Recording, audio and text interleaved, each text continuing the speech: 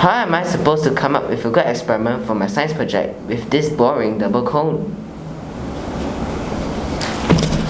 Whoa, who are you? We are magic professors.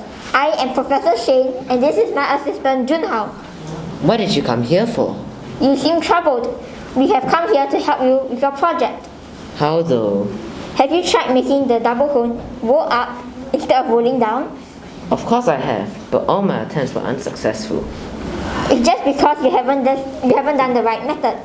Let me show you how. Now, what do you think will happen?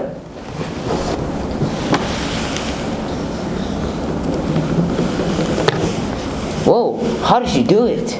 Why don't you try it? Okay.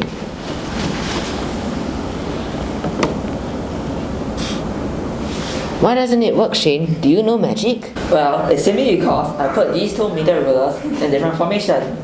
And this affects the direction of how the double cone rolls.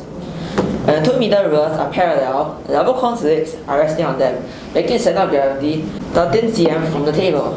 And when placed on top of the slope, the center of gravity becomes 15 cm. Therefore, it is not possible for the double cone to roll out when the meter rulers are parallel, as the center of gravity of the double cone on the table is not lower.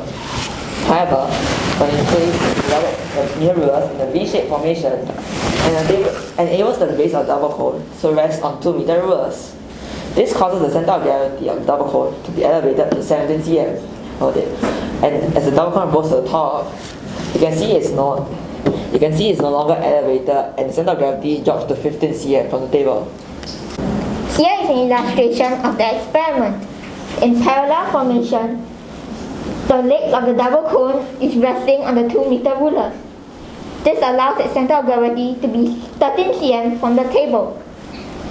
However, when it's placed on the top of the slope, its center of gravity increases to 15 cm. Therefore, the double cone cannot roll up the slope as its center of gravity is going up.